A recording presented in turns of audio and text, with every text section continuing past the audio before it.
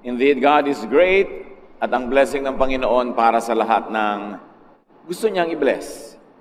Nobody is special to deserve God's blessing, but when you get blessed, you become very special.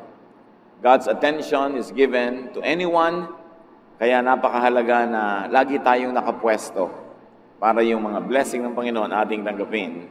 Romans 9:15, the Lord told Moses that He has pity and mercy on anyone He wants to. Mahirap unawain ng hiwaga kung sino ang pinagpapala, paano pinagpapala, kaya napakahalaga na lagi na lang tayong conscious na ang pagpapala ay nanggagaling sa Diyos. Ang pag-aaral natin ngayon, pinamagatan natin, Blessings for Naaman. Isang mahalagang kwento na pwede natin kapulutan ng maraming aral. We ask you, Father, to be our speaker. Give us a simple message that will have very practical applications in our life. At ito mailapat namin sa aming buhay. We ask you, Father, to be our speaker. Use your servant only as your instrument. Bless your people. In the name of Jesus Christ, our Lord, our Savior, your Son, we pray. 2 Kings 5:1. Now Naaman was a commander of the army of the king of Aram. He was a great man in the sight of his master and highly regarded, because through him the Lord had given victory to Aram. He was a valiant soldier, but he had leprosy. So here Naaman that we see was a foreigner to Israel, an outsider. He was from Syria, but blessed by God. And immediately a lesson is very clear that God blesses anyone, anywhere. Hindi limitado ang blessing ng Diyos sa isang bansa, sa isang lahi, sa isang grupo. Ang blessing ng Panginoon ay pwedeng matanggap saan ka man naroon sa mundo, anumang lahi ang iyong kinabibilangan. But though blessed, Naaman had leprosy, at the time a very misunderstood kind of disease, and it was incurable.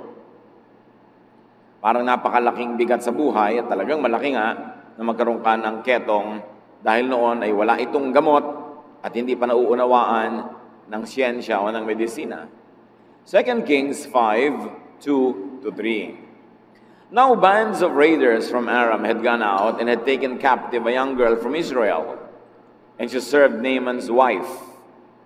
She said to her mistress, "If only my master would see the prophet who is in Samaria, he would cure him of his leprosy."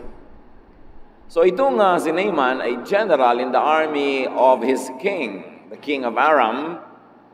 At malinaw sa Biblia na binigyan siya ng Diyos ng maraming tagumpay. At dahil sa kanyang mga tagumpay, lalo namang gumanda ang pagtingin sa kanya ng hari, everything was going his way except that he had leprosy. Then one day, ang kanilang mga sundalo ay may mga nahuling bihag. Isa dito, isang dalagitang babae galing sa Israel na naging kasambahay ng asawa ni Aram. This little girl from Israel, this young lady, became a servant to the lady of the house. At sinabi niya, kung ito lamang pong si Sir Aram ay pupunta sa Israel, sa Samaria, magpapagamot sa propeta namin doon, gagaling siya sa kanyang ketong. What we can see here is that this was a very liberal household. Though this was the house of a great man, a slave girl's advice could also be given and heard. In fact, this slave girl's advice would become another blessing in Aram and also very specifically in the life of Naaman. Blessed na nga siya, may madadagdag pang blessing dahil dito sa nabihag na dalagita na nagpayo, sana pumunta na lang doon sa propeta namin para gumaling ang sakit ng kanyang amo. Makikita natin na pwede palang magsalita ang mga katulong sa bahay na yon, pwede magpayo kahit sa kanilang mga amo. So we can see that this type of people, Naaman and his wife, were very good people. Pwede magsalita kahit mga katulong nila sa bahay. 2 Kings 5:4-5. Naaman went to his master and told him what the girl from Israel had said. "By all means, go." The king of Aram replied, "I will send a letter to the king of Israel." So Naaman left, taking with him 10 talents of silver, 6,000 shekels of gold, and 10 sets of clothing. So from the slave girl, the idea to go to the prophet in Israel went to Naaman, her master, and Naaman brought the idea to his master, the king himself. And the king said, "Why not? Go. Papadalang kita, papabaunan pa kita ng sulat para lalo kang pansinin," because at that time, this kingdom was stronger than Israel. So papansinin ng hari ng Israel yung sulat ng hari ng Aram, at nagdala pa itong si Naaman ng pagkarami-raming kayamanan, regalo sa propeta. So another blessing came to Naaman's life. First, the advice of the young lady, the maid in the house. Now the king's permission and even a letter. And then he brought gifts. 2 Kings 5:6-7. The letter that he took to the king of Israel read, "With this letter I am sending my servant Naaman to you so that you may cure him of his leprosy." As soon as the king of Israel read the letter, he tore his robes and said, "Am I God?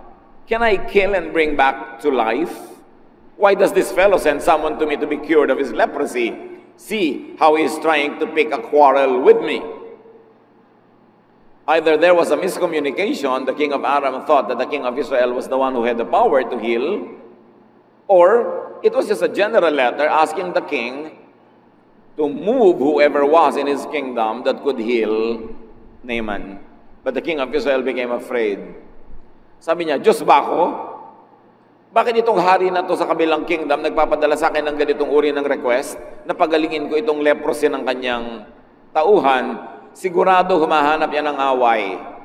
Na pag hindi ko napagaling, magkakaroon siya ng excuse para tagirahin at mananalo sila dahil mas malakas sila sa atin kesa ngayon." So it was one king's expectation and request that sounded like a demand, and another king's concern and fear. Pag merong miscommunication, laging maraming fear. Kaya dapat nagkakalinawan, ano ba talaga ibig mong sabihin? Ito ba talagang iniisip ko ang iniisip mo? So ninervyos na alarm itong hari ng Israel. 2 Kings 5:8. When Elisha, the man of God, heard that the king of Israel had torn his robes, and to tear one's robe means to mourn, magluksa, malungkot ng sobra, he sent him this message. "Why have you torn your robes? Have the man come to me, and he will know that there is a prophet in Israel." Iba talaga magsalita yung mga God-anointed prophets. Walang pangingimi kahit hari ang kausap. Sabi niya sa hari, bakit naman kinailangan pang magdrama ka? Bakit kailangan mo pang pilas-pilasin yung mga suot mo? Ba't di mo nalang ipadala sa akin nang malaman niyang hari ng Aram na may propeta ang Diyos sa Israel? Malinaw yung statement, hindi yung hari ang gagamitin ng Diyos, yung propeta ang gagamitin niya. Sabi ni, very indirectly, sabi ni Elisha, nagkamali siya, ba't siya sa hari pumunta? Dapat sa akin. So papuntahin mo na lang sa akin nang malaman nila na kumikilos ang Diyos sa Israel sa pamamagitan ng kanyang propeta. So if we're going to trace the idea, it came from the Lord, of course, but it was, on human terms, from the slave girl. To Naaman, to the king of Aram, to the king of Israel, and now to the great prophet, Elisha. Ang layo ng narating ng idea. So, meron na namang isang blessing. Nakarating sa atensyon ng makapangyarihang propetang si Elisha ang problema ni Naaman, ang kanyang sakit na ketong. But we can learn something along the way. Do not inhibit a good idea, especially if it's godly, no matter who thought of it first. Kahit nakatulong, alipin, bihag ang nag-isip, if it's a good idea, it's a good idea, no matter who thought of it first. Hindi tayo ang may ideya, hindi tayo magkaka-credit, papatayin mo na yung idea. In fact, that idea came from God. We like to think that even the very reason why that girl was captured was to bring her to the household of Naaman to bless him. Like Joseph was a slave in the house of Potiphar to bless the entire empire of Egypt. God could talk to, and God could send and use anyone. Kahit mga taong mukhang mababa ang kalagayan sa lipunan, kung gagamitin ng Diyos, magiging napakamakapangyarihang daluyan ng kanyang pagpapala.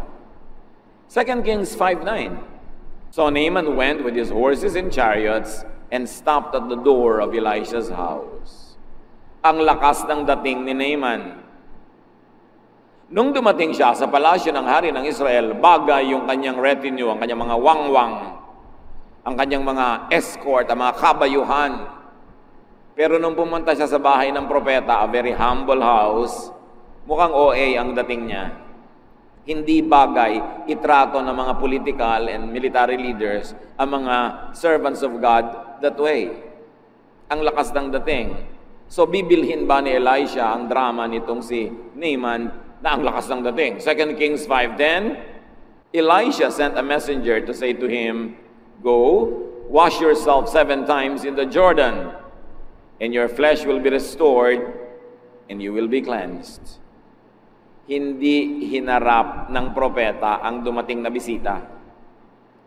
Hindi siya tuminag sa kanyang kinalalagyan, pinalabas niya ng bahay ang isa niyang katulong at sinabi dun sa dumating, "Alam na po kung anong pakay nyo, ang payo, pumunta kayo sa river ng Jordan at ilublob nyo ang inyong sarili 7 beses. Bilangin nyo, lublob, ahon, 7 beses. Gagaling ang inyong mga sakit na yan, kayo'y malilinis." Ikatutuwa kaya ni Naaman ang ganong payo. So in other words, dined man ng prophet yung pomp and pageantry ni Naaman. The prophet was not amused. The prophet was not impressed with the show of force. After all, the show of force is empty. Because if he was really powerful, he would not be there seeking the ministration of the prophet. So dapat inilagay niya ang sarili niya sa tamang lugar. Spiritual people should not be too impressed with power or wealth. And this is one of the measures that you can see how spiritual people are. How they not get too impressed with wealth or power. Because they are tuned in to another dimension, to another power, to another vision, to another world view. 2 Kings 5:11.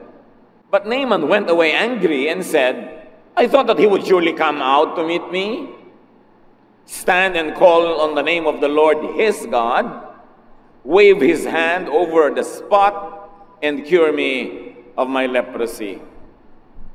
This was the way of the pagan priests. Ang inaasahan ni Naaman, isang magandang show. Sabi niya, yun lang. Di ba niya kilala kung sino ako? Ang lumabas lang dito sa akin katulong para sabihin lang maglublob ako sa ilog nila. Hindi man lang siya lumabas. Ang inaasahan ko, lalabas siya. Titindig siya ng buong tikas at buong lakas siyang tatawag sa kanyang Diyos. Wawagayway niya ang kanyang kamay and instantly gagaling ako. Yun ang mga drama kasi ng mga pagan priests na nakasanayan itong si Naaman. Hindi niya alam yung understated style of really spiritual people. Hindi niya nagustuhan na hindi siya hinarap. 2 Kings 5:12, "Are not Abana and Pharpar, the rivers of Damascus, better than all the waters of Israel? Couldn't I wash in them and be cleansed?" So he turned and went off in a rage. Sabi niya, Jordan, ilog ba ang tawag mo dyan sa kaprasong kanal na yan? At talaga naman, kung i-compare nyo ang Jordan sa mga ilog ng Damascus, para lang talagang maliit na kanal, puro pa putik. Alam nyo ba, pag tumungtong ka sa Jordan, aahon yung katakot-takot na putik. Aesthetically, hindi naman talaga siya big deal na ilog. Naging big deal lang, yun lang naman kasi kaisa isang ilog ng Israel. So sabi nitong si Naaman, hindi pa ba sapat ang magagandang ilog namin sa aming bayan? Na mas maganda pa kahit pagsamasamahin mo lahat ng tubig sa Israel? Hindi ba ako pwedeng doon na lang maligo at malinis?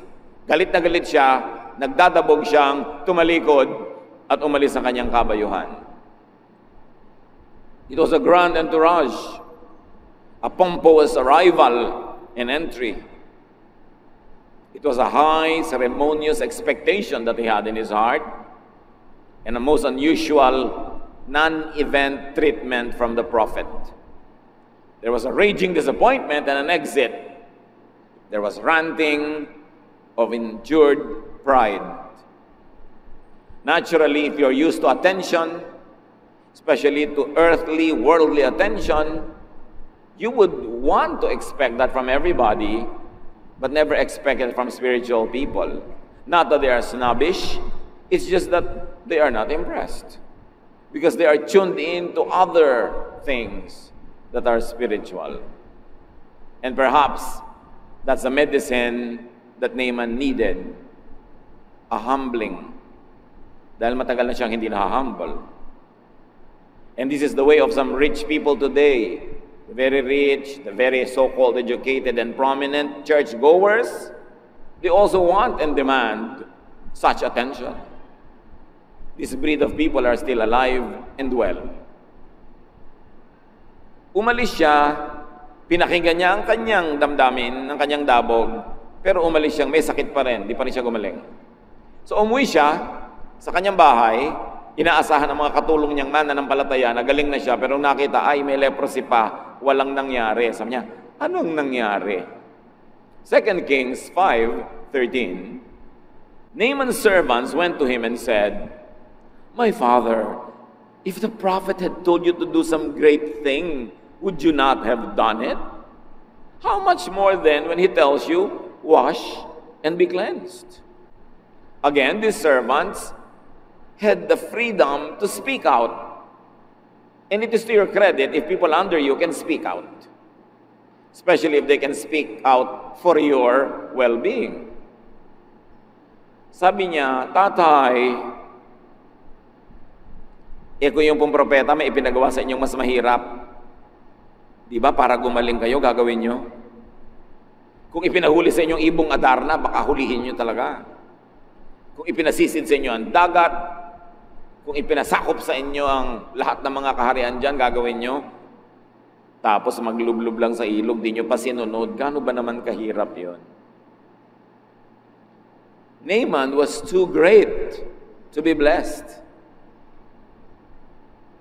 No one can be too small to be blessed, but some people are too big to be blessed. At yun ang attitude ni Naaman. So here comes another common advice, another common sense from very common people that many people of high stature miss. Sabi niya, ba't di na lang yung sinunod? Madali namang gawin. Madali sa mapagpakumbaba. Pero hindi madali sa may yabang at angas sa buhay. Una, nainis na siya na hindi siya hinarap.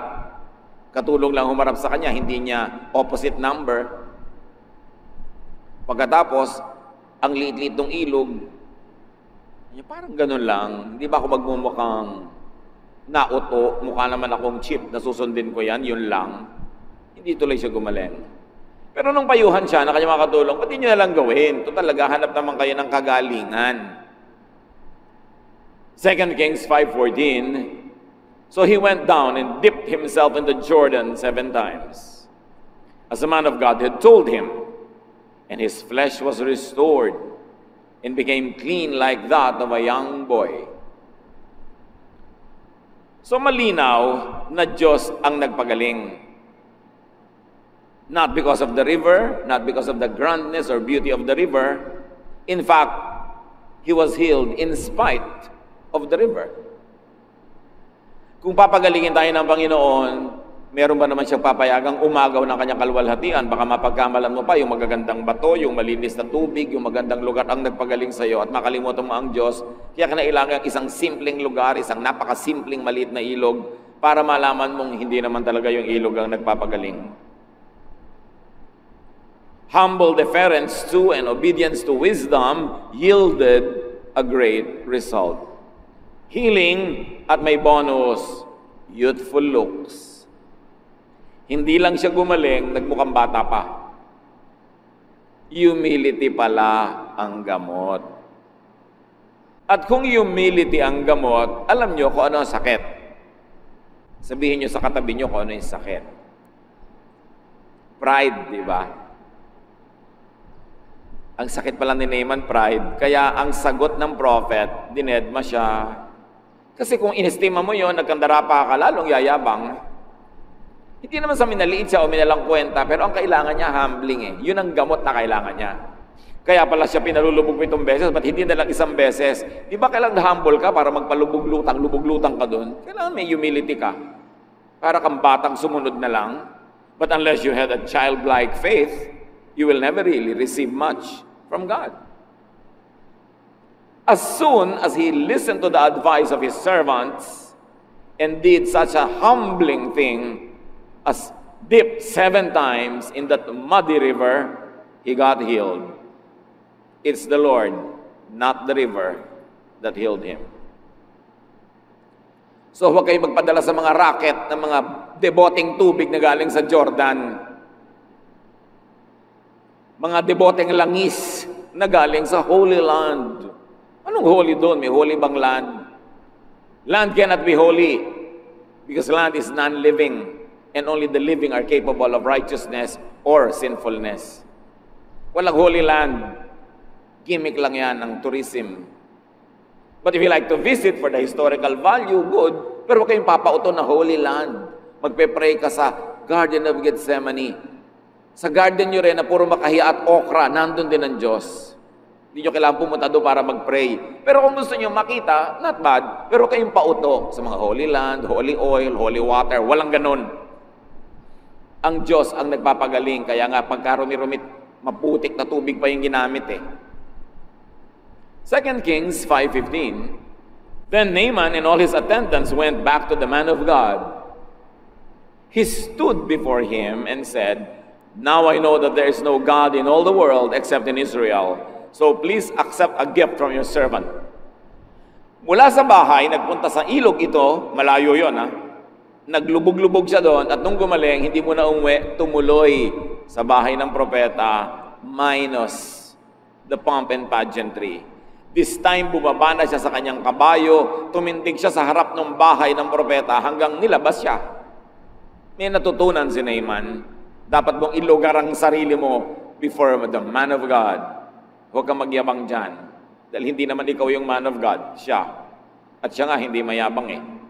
So humility, recognition, and gratitude ang nakita natin na isinunod na ginawa nitong si Naaman. A clear expression of thankfulness. He brought a lot of gifts. Kailangan, yung pagtingin sa ilog na to should not be a source of misplaced national pride. Hindi dahil sa Israel nangyari yon, hindi dahil sa ilog na yon, kundi dahil sa Diyos. Dahil alam nyo, nung panahon na yon, napakaraming may ketong sa Israel, walang pinagaling ang Diyos ni isa. Sa katunayan, sabi sa 2 Kings 5:16, the prophet answered, "As surely as the Lord lives, whom I serve, I will not accept the thing." And even though Naaman urged him, he refused. Hindi tinanggap ng propeta ang mga regalo. It was a dignified and polite refusal befitting an anointed prophet. But you should take note that Elijah's refusal must have had a context. Siguro may dahilan na hindi natin alam, hindi na ipinaliwanag sa Biblia, may dahilan. Baka yumabang na naman tong Naaman pag tinanggapan mo ng regalo. Pag yumabang siya, baka bumalik yung ketong niya. Kasi yung pala ang gamot sa ketong niya, humility. Pagka na naman tinanggapan, baka lumaki ulo. Marami kasi nagre-regalo, pero pag tinanggap mo, para ka na niyang property dahil naregaluhan ka na. Pagka ganun, huwag mong tanggapan dahil may strings attached. Elijah's refusal is not to be considered to be an be-all template for all situations. There are gifts coming from grateful hearts and humble behavior that are good to be received. Pero dapat discerning ka. Kumisan yung gifts kasi binibili mo na yung tao. Nabigyan mo lang, tinanggapan ka lang, kala mo ka na kung sino mag-demand. Yun ang hindi dapat tinatanggapan ng gifts. So ayaw tanggapin ng propeta yung mga regalo. After all, hindi naman niya kailangan. Simple lang ang buhay niya. So hindi niya kailangan yung mga ginto na yon, yung mga damit na yon. Hindi naman siya maraming mga events sa kailangan niya yon. So hindi niya tinanggap. 2 Kings 5:17, if you will not, meaning if you will not receive these gifts, said Naaman, please let me, your servant, naku, siya na ngayon ang servant ng prophet, marunong nang siyang lumugar ngayon. Please let me, your servant, be given as much earth as a pair of mules can carry, for your servant will never again make burnt offerings and sacrifices to any other god but the Lord. Well-traveled itong si Naaman, exposed siya sa maraming religions, exposed siya sa maraming philosophies, pero ngayon lang siya gumaling from his leprosy. Meron siyang napatunayan. Sabi niya, kung hindi niyo tatanggapin ang regalo ko, ako ang may hihingin. Bigyan niyo ako ng lupa, kakalkaling ko mula dito sa lugar na ito, na kayang dalhin ng 2 buriko. Iuuwi ko sa aking tahanan, gagawa ako ng dambana, ng altar, at doon ako gagawa ng mga offerings. Hindi na ako gagawa ng offering kung kani-kaninong Diyos. Mag-o-offering ako sa Diyos na nagpagaling sa akin. So Naaman wanted to build a portable altar, a tangible piece of intangible spirituality. That's what he wanted to bring home. But remember, this is more symbolic than practical. If it's not the river that healed him, then it's not the soil that mattered either. Hindi yung tubig, hindi yung lupa, hindi yung oil, hindi yung merchandise. But because we are made of flesh, we want something tangible. So uwi-uwi niya souvenir from Israel, lupa, itutumpok niya, gagawin niyang dambana. What is important is faith in God who did all of these things, not in material things that became tools in God's work. At meron pang isa na inilapit itong si Naaman, 2 Kings 5:18, but may the Lord forgive your servant for this one thing. When my master enters the temple of Rimmon to bow down, and he is leaning on my arm, I have to bow there also. When I bow down the temple of Rimmon, may the Lord forgive your servant for this.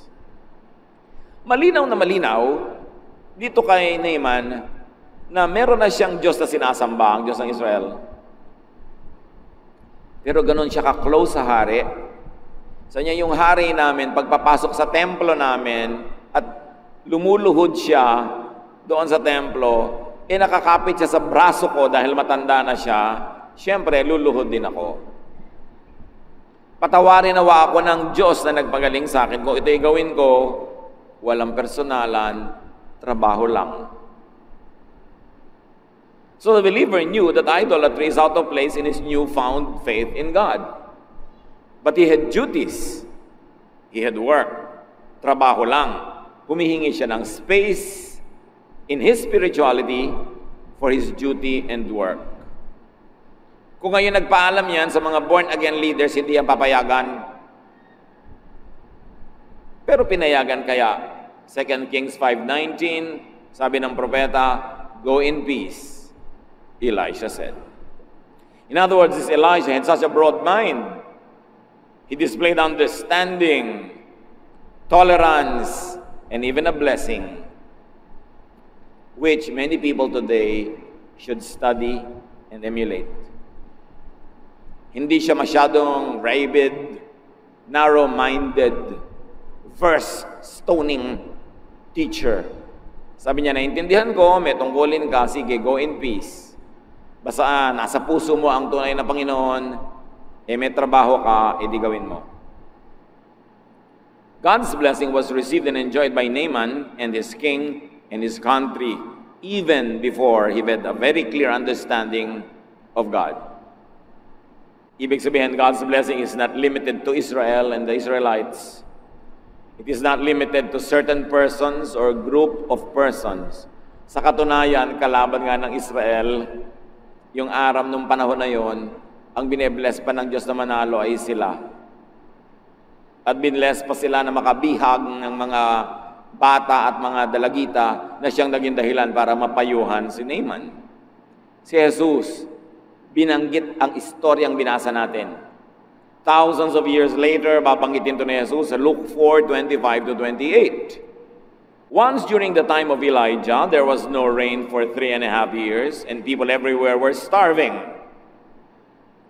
There were many widows in Israel, but Elijah was sent only to a widow in the town of Zarephath near the city of Sidon. Sabi ni Jesus, nung panahon ng taggutom, napakaraming byuda sa Israel, walang kinupkop ang Diyos ni isa, pero may kinupkop siyang byuda, hindi Israelite, taga Zarephath. And verse 27, during the time of the prophet Elisha, yung binasa natin ngayon, many men in Israel had leprosy, but no one was healed except Naaman who lived in Syria. When the people in the meeting place heard Jesus say this, they became so angry. Israelites had always been used to thinking of themselves as special, as favored, and Jesus shattered that myth, that self-centered, ethnocentric myth.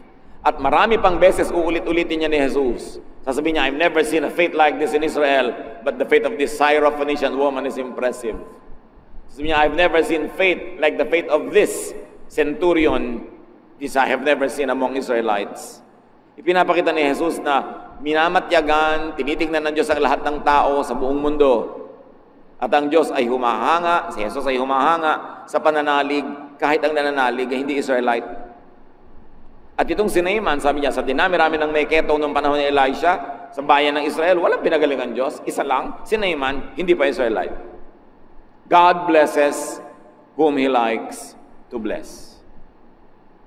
Walang sino man na may exclusive franchise for blessing. Romans 9:15, the Lord told Moses that He has pity and mercy on anyone He wants to. Another lesson is that more blessings could await those who are already blessed, if only they were humble and obedient to godly counsel. Blessed na si Naaman, kaya lang may ketong. Ang spiritual cause pala nito, pride, kaya ang reseta, humility. And when he ate his humble pie, he got healed. God could give counsel through slave girls. Huwag nating mamalitin ang sinuman, maaaring gamitin ang sinuman ng Diyos na daluyan ang kanyang pagpapayo tungo sa ating buhay. Don't feel superior to anybody because anybody could be used by the Lord to speak to you. God could speak through donkeys, as we have seen in the Bible. God could provide food through unclean ravens, as God fed Elisha. And God could protect His servants through a prostitute in the story of Rahab. Nobody is beyond redemption, and nobody is so badly situated that God could not use her or him. Dapat nakabukas ang ating mata, ang ating tainga sa pagpapala ng Diyos kahit kanino padaanin. Huwag kang mamili. Huwag mo sasabihin, sino ba ang teacher sa Bible study class? Baka mas educated pa ako. Baka mas mayaman pa ako. Baka mas maganda pa yung bahay namin kaysa doon sa lugar ng Bible study na yan. Walang ganong-ganong yabang na dadaling ka pag lumalapit ka sa Diyos para gumaling ang iyong mga ketong at lahat ng tao may leprosy. Iba-iba lang. Kaya napakahalagang suriin natin mga sarili. Baka blessed na tayo, kaya lang, yun yung kaya lang eh. May sabit, may kulang, o may sobra. At maaaring ang dahilan, tulad nitong kay Naaman, kailangan mo pala maglublob ka sa ilog mo, ano man yun. Baka merong taong kinawawa mo noon, dapat bumalik ka sa kanya at mag-sorry ka. Yun ang ilog na lulubluban mo. You're humbling of yourself para mawala ang iyong leprosy. Baka may pinagyabangan ka noon na kailangan ngayong bumawi ka, magpakumbaba. Baka meron ka napakataas na sinabi na kailangan mong bawiin. Ano man yon, mga kapatid, sayang ang pag-upo nyo dyan pag hindi natin inisip na there is a Naaman in all of us. And there is that leprosy in all of us. And there is that humbling act that we should do to receive God's healing and God's blessing. And another lesson from this beautiful story is that gratitude and expressive thanksgiving is a mark of godliness and civility. Kung ikay natulungan nino man, kailangan magpasalamat ka at ipahayag mo ang iyong mga pasalamat sa anumang kaya mong paraan. Si Naaman, palibas at marami siyang material na kabuhayan, yan ang kaya niyang expression na ibigay. Pwede namang magbigay ka ng atensyon, ng serbisyo, tulong, ano man yon. Pero sa sino mang gumagawa ng mabuti sa atin, dapat tumatanaw tayo at marunong tayo magsukli ng kabutihan din. Huwag ka lang tanggap ng tanggap. Mga Kristiyano, pagka nagpunta sa psychiatrist, ang mahal-mahal ng bayad. Pag nagpa-counsel sa mga counselors, TY, kahit malang isang atis ng bulok, wala malang iabot. Papray ng papray kung kani-kanino, ginigising mo na madaling araw pag hindi ka makatulog, naliligalig ka. Kahit malang isang choknat, hindi mo maabutan. Pero willing na willing ka magbayad sa mga mahal na hindi ka kakilala at wala namang malasakit sa iyo. A really grateful heart will always express it in ways that you can. And another lesson is that one's personal spirituality and profession and work could coexist. Marami nagtatanong, nagtatrabaho po ako sa ganitong lugar, na sa tingin ng maraming Bible teachers, hindi dapat nagtatrabaho doon ang Christian. Yun lang po ang trabaho ko ngayon, nakilala ko po ang Panginoon, nagkaroon ng spirituality. Anong gagawin ko sa buhay? Anong ginawa dito ng propeta? Sabi niya, go in peace. Trabaho mo yan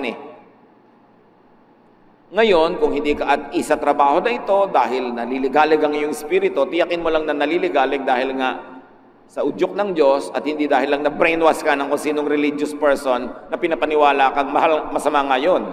Baka naman siya lang may ideya at hindi ang Diyos. Pero kung sakali nga, nalabag sa pagiging maka-Diyos, yung ginagawa mo, hindi maghanap ka ng iba, pero habang hindi ka pa nakakahanap, lalo't may pananagutan ka sa buhay, may mga pinapakain ka, sabi ng propeta, go in peace. Walang personalan, trabaho lang. Maluwag ang Diyos nami-mispackage lang siya and misrepresented ng mga mahihigpit na religious leaders. Pero kung ang Diyos talaga ang pupuntahan mo at yung mga propetang tunay, you will fall in love with God. Kasi ang bait-bait. Ang luwag-luwag kasama, hindi nakakasakal. Pag nakakasakal, hindi yun galing sa Diyos. Kasi hindi naman bumaba si Jesus sa lupa para kasakalin. Alam nga naman ang mission niya, manakal. So pag ang feeling mo, nasasakal ka, there's something wrong. Either with the teaching or with the interpretation. If you have conflicts in your mind about your profession and your spirituality, at least in and as a transition period, stay there until you find a better job. But to drop what you're doing and go hungry, hindi naman yun ang kalooban ng Diyos para sa iyo. At hindi mo kailangan gawin yun para patunayang maka-Diyos ka nga. We have to be liberated from these icons. Sometimes Bible-based Christians are so angry with idols, idolatry. Yung mga idols made of wood, of stone, of steel, of whatever. But Bible-based Christians also have many idols. And what are these? Theologies that misrepresent God. Theologies that do not present the true image of God, but shows only the interpretation of the religious. Idol din yun. Mas delikado yung idol na minimisrepresent mo ang Diyos. Na ang Diyos ay laging galit, laging nagpaparusa, puro bawal. It is a misrepresentation of God. Mature spirituality could and would understand other people's boundedness to duty and profession. Meron pa naging Kristiyano pero nasa military o police. So alam nga namang hindi ka na manghuli ng masama at hindi ka na mamaril kung nagbabarilan dahil Kristiyano ka. I-apply natin itong istorya sa tunay na buhay para magkaroon ng kahulugan sa atin. Sabi ng prophet, go in peace. Then settle it later. But for now, you are in a transition period, go in peace. Darating din yung kaayusan na yan na hinahanap mo. Mature spirituality could and would be tolerant of people's realities and even beliefs. You don't walk into people's lives and rearrange them the way your religion tells you to. You respect people and you let them process their spirituality in their time, at their pace, in their context. Naaman was a believer, though not fully aware of it. Maraming mga tao naniniwala sa Diyos, hindi lang nila alam na naniniwala pala sila, pero yung kilos, asal, gawa nila, nagsasabing mananampalataya sila. Kaya bine-bless ng Diyos si Naaman. May kulang lang yung inayos, the humbling part.